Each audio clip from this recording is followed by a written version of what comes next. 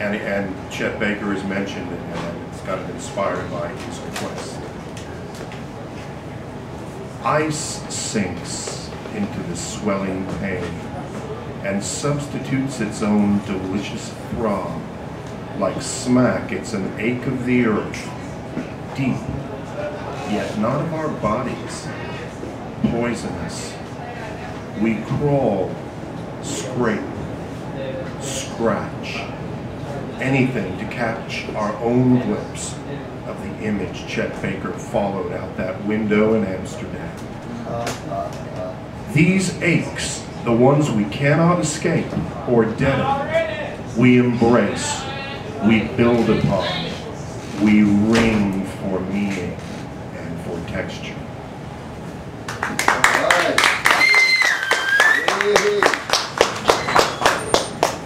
Thank you. This one was inspired by my late brother-in-law, one of the finest people I've ever known.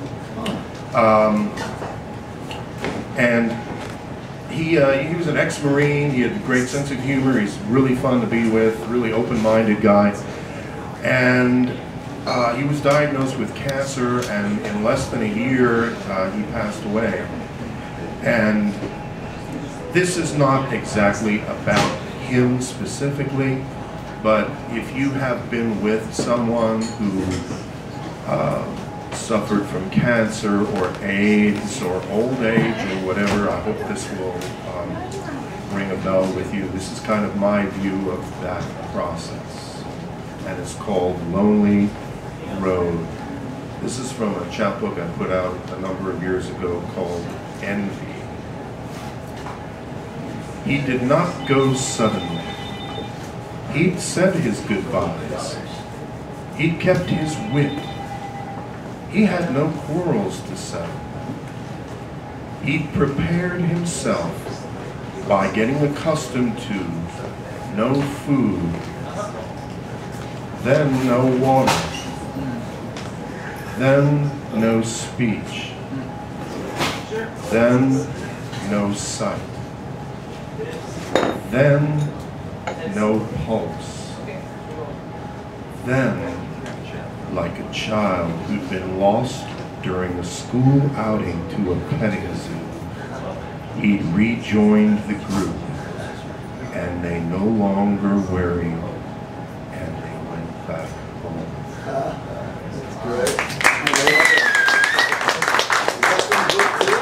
That's for the older one. Oh, okay.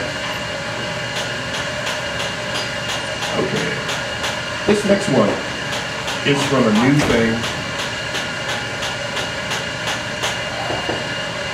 There's a copy of it, although I don't have any extras this time. I co-wrote this book. It's not really a collaboration, as some of the things I have done are. This is simply a collection of pieces by two people. And coincidentally, the guy I did this with is the gentleman from Poland who's the publisher of Michael's book, so it's a small world. He and I have collaborated on a number of things, AJ from Poznan, Poland. But anyway, this is one of mine. And basically the concept of this book was that each poem was inspired by a 78 RPM record. You know, an old record from, they go in our little book from the 1910s up until the 1940s.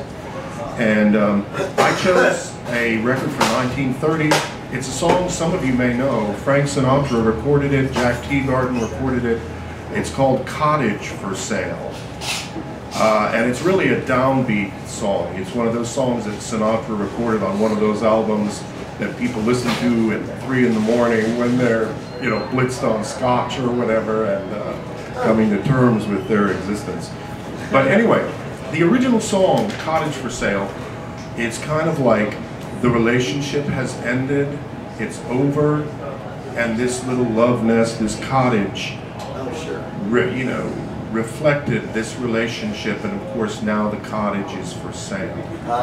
So this is my 2010 yuppie update of that premise, and it's called Cottage for Sale. I was too clever by half. unable to remember which room had which colored wallpaper, writing my work hours along with my 2 nights a week at the homeless shelter neatly on the Elvis calendar next to the zinc-white refrigerator. National Public Radio kept me up on the Middle East, the United Nations, and the National Book Awards. But I never learned your grandparents' names. I never learned your favorite candle scent. We were intimate as those things go. Never uncomfortable, always in control. We spent every other Saturday morning wiping down windowsills and the tops of ceiling blade fans. But a few puzzle pieces must have been missing from the box. So we left the Eiffel Tower unfinished and felt blameless. Clean, but incomplete.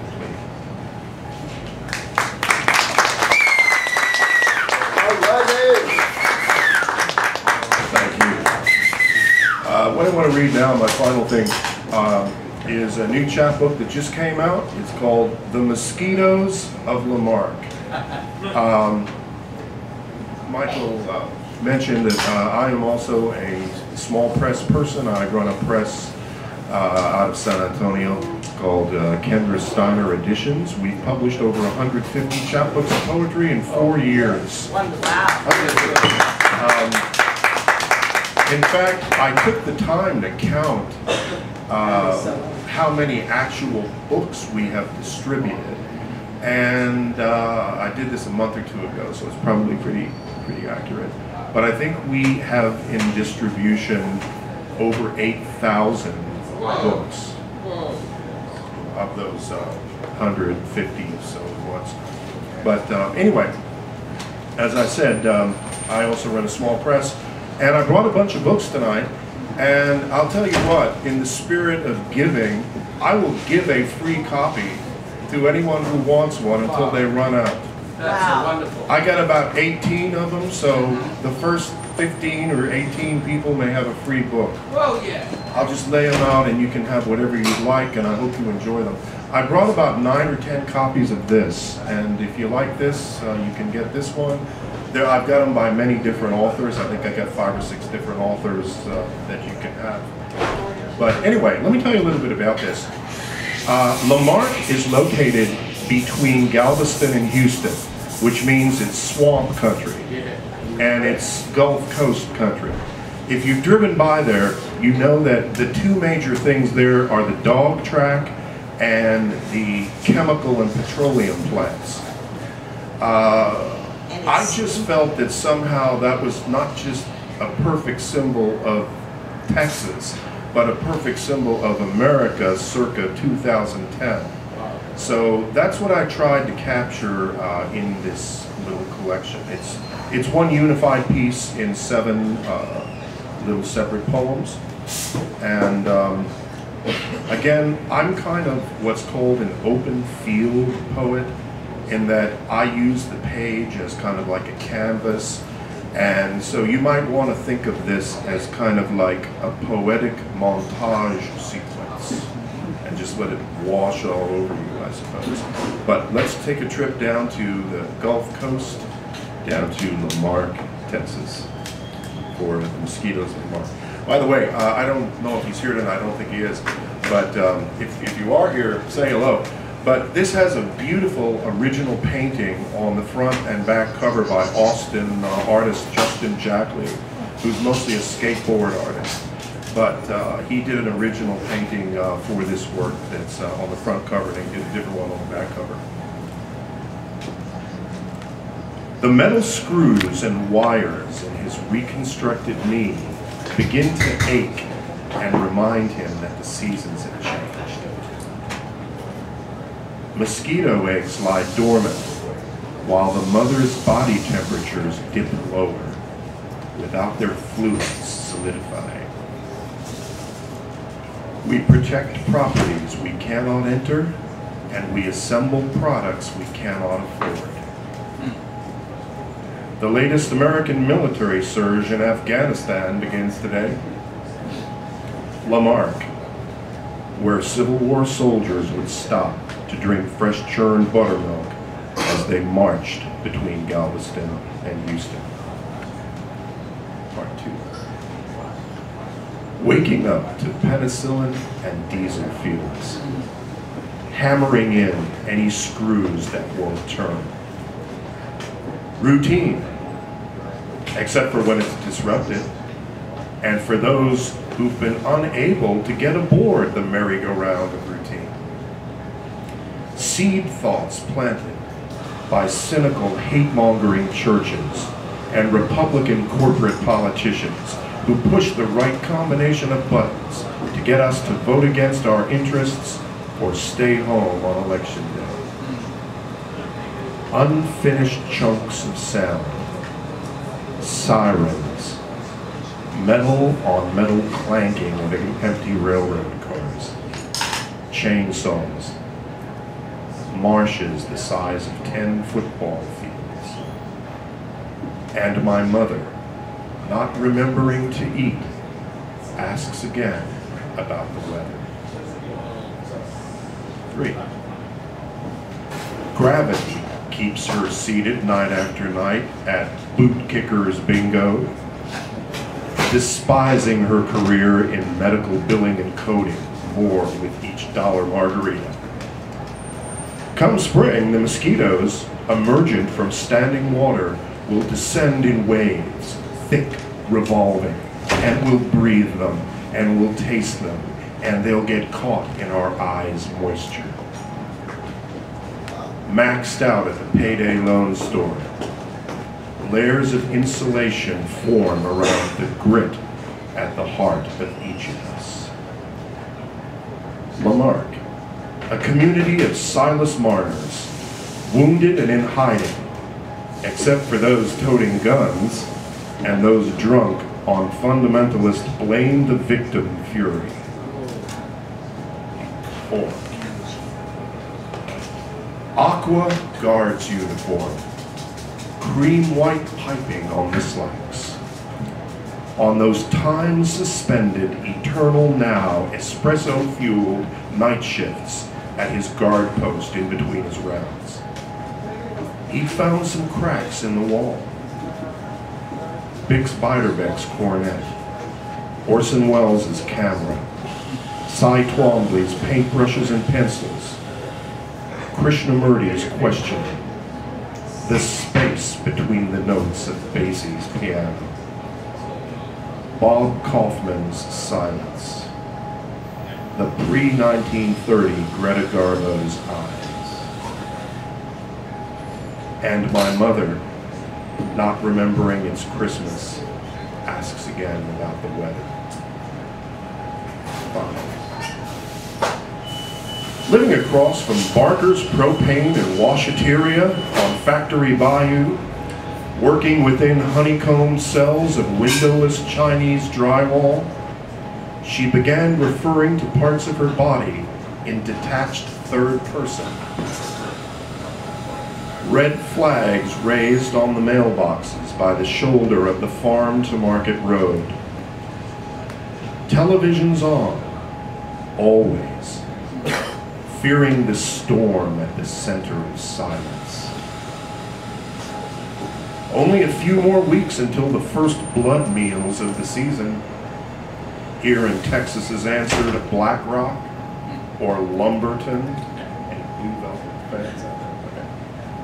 La Marque, where dogs abandoned by those who could not afford the dogs or their own food and medical care cluster around the vanilla sugar warmth from dryer vents outside the nearest mobile homes.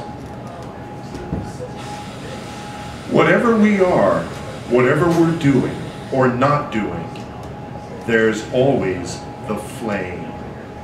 And we're always conscious of where we are in relation to it, towering above the adjacent chemical plants and refineries. A 30-foot flame atop a 300-foot tower. A cathedral honoring our largest employer and taxpayer, Dow Chemical, of napalm and silicone breast implant fame.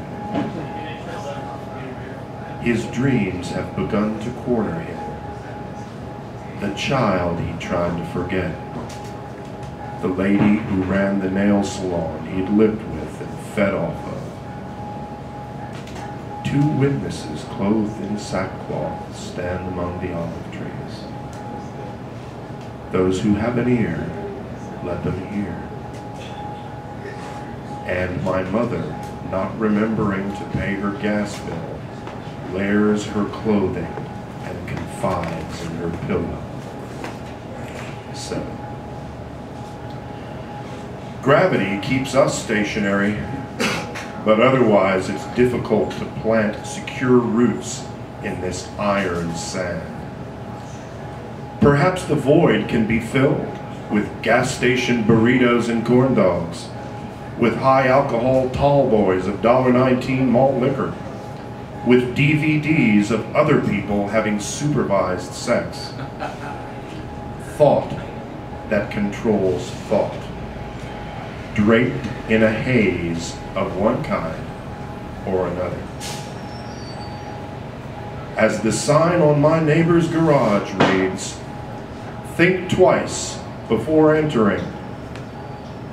There's nothing here worth dying for." Bill Shute!